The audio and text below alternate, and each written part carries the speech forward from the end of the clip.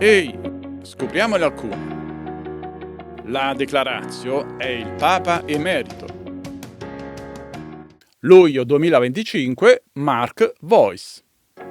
Premessa. Cionci, Cornet, Farè hanno abituato tutti a ragionare universi dominici gregis qui, universi dominicis gregis là. Cioè, Cionci, Cornet, Farè credono fermamente e inducono gli altri a pensare che la Universi Dominici Gregis sia un documento rivolto a tutti, come se la Chiesa, il Vaticano, avesse voluto istruire tutti su come si svolge un conclave per far controllare anche ai fedeli e alla fine far giudicare anche ai fedeli la validità del conclave e della persona eletta. Così, secondo Cionci, Cornet, Farè, i fedeli stabilirebbero ufficialmente se è papa oppure antipapa e il Vaticano prenderebbe atto del giudizio dei fedeli. Invece, per cominciare, la Universi Dominici Gregis è una costituzione apostolica, cioè è un documento di un papa, Giovanni Paolo II. Dopo il titolo Universi Dominici Gregis, il sottotitolo riassuntivo di Giovanni Paolo II spiega circa la vacanza della sede apostolica e l'elezione del Romano Pontefice. Questo sottotitolo non indica solamente l'argomento, come credono fermamente Cionci, Cornet, Farè, ma indica soprattutto i protagonisti di questo argomento, perché sono i destinatari della Universi Dominici Gregis, cioè i cardinali.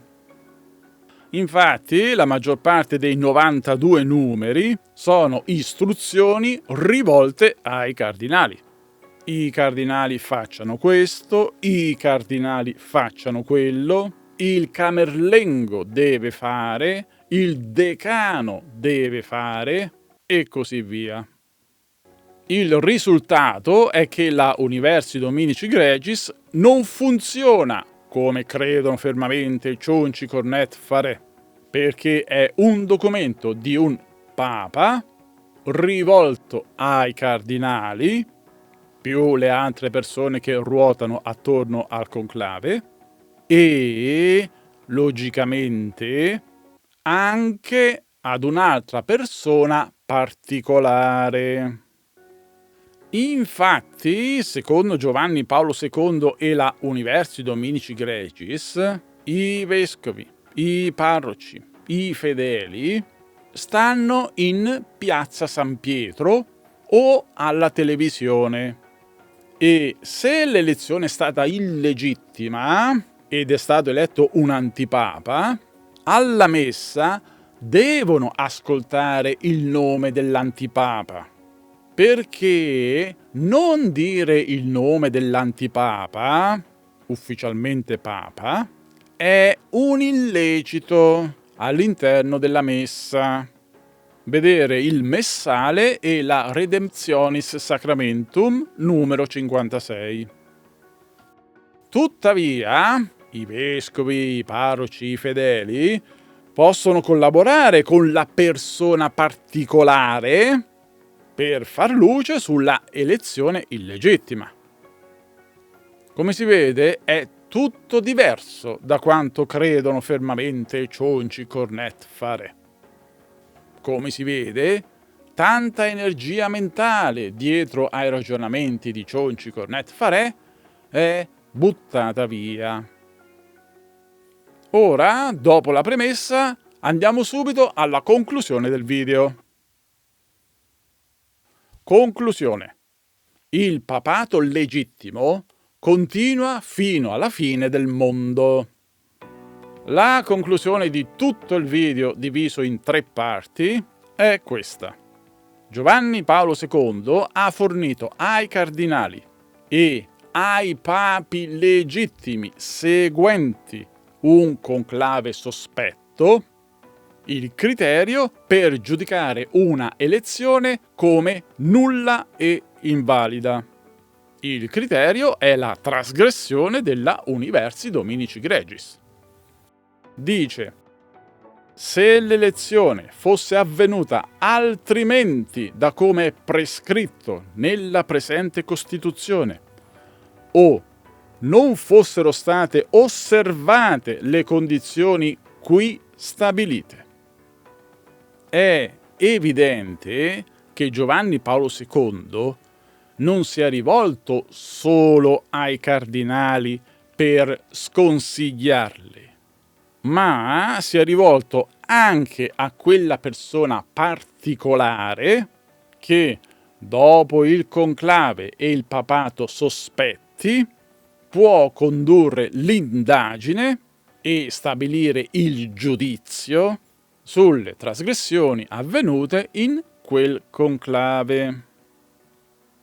Questa persona particolare è solo il Papa, che il diritto qualifica appunto come il supremo pastore della Chiesa. Pertanto la riflessione conclusiva è questa.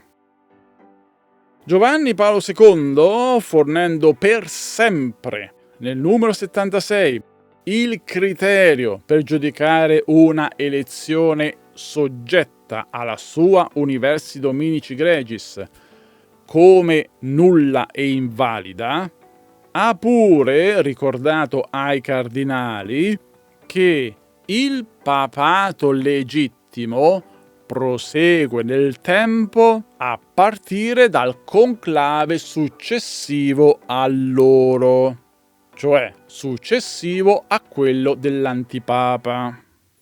Parola di Giovanni Paolo II e di Paolo VI prima di lui.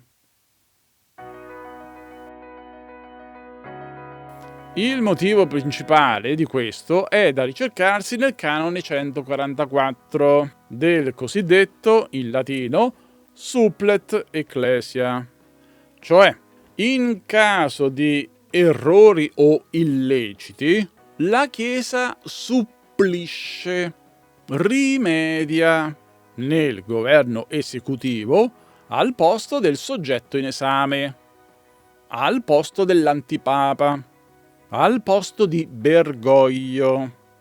Cioè, stabilito ciò che è corretto e opportuno per la Chiesa conferisce autorità a ciò che non ne ha, ma è opportuno che l'abbia.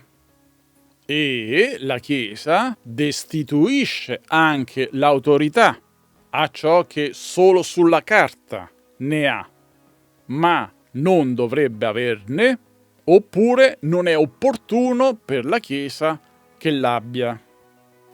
Supplet ecclesia, rimedio della Chiesa.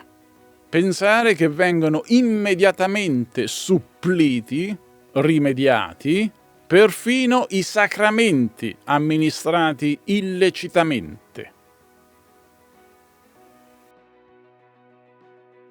Nel nostro caso, quando noi fedeli applichiamo il numero 76 al conclave 2013, chiediamo aiuto a Leone XIV, in quanto Papa legittimo, perché il conclave 2025 è stato legittimo, affinché indaghi sul conclave 2013 e alla fine giunga alla cancellazione di Bergoglio dall'elenco dei papi.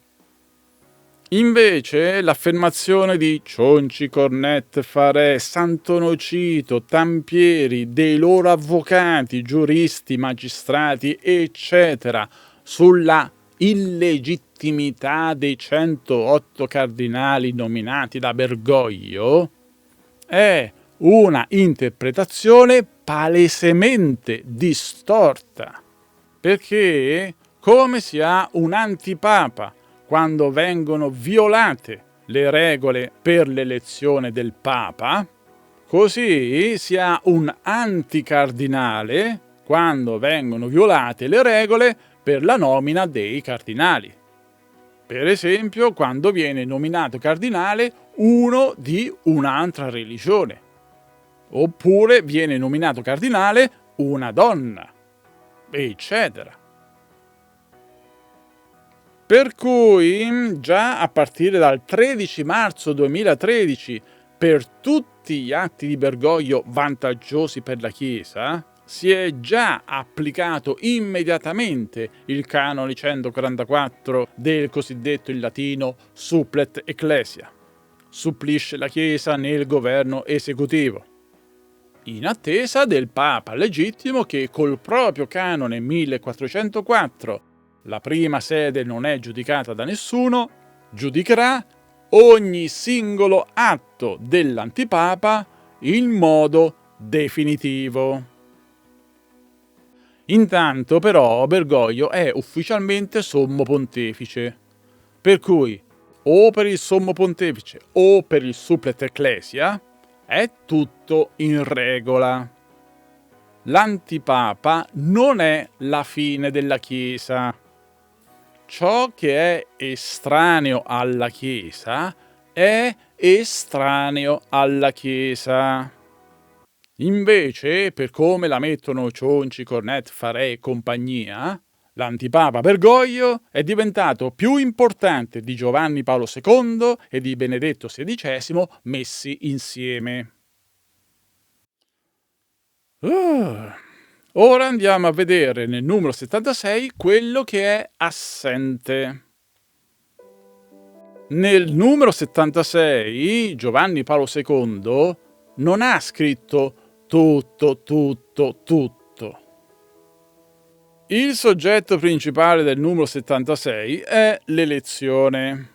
Poi abbiamo anche un soggetto conseguente all'elezione, subordinato, la persona eletta.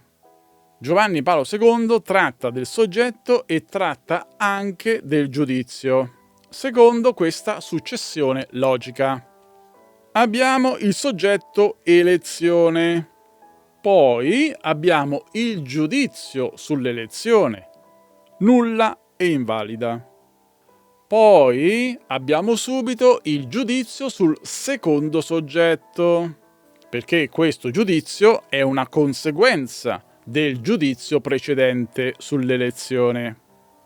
Abbiamo e quindi essa, l'elezione nulla invalida, non conferisce alcun diritto. Infine abbiamo il secondo soggetto, la persona eletta. Dopo aver scritto di due soggetti e di due giudizi, che cosa Giovanni Paolo II non ha scritto e per quale motivo? Tic-toc. Per esempio, quali sono i soggetti che effettuano l'elezione? Sì, sono assenti. Ci avevate mai fatto caso? No. Più difficile. Qual è il soggetto giuridico coinvolto con la persona eletta, di cui Giovanni Paolo II non ha trattato, come invece fanno Cionci, Cornet, Faré dalla mattina alla sera? Tic-toc, tic-toc. In totale sono assenti altri 2 soggetti e altri 3 giudizi. Fine della prima parte del video. Ci vediamo alla seconda.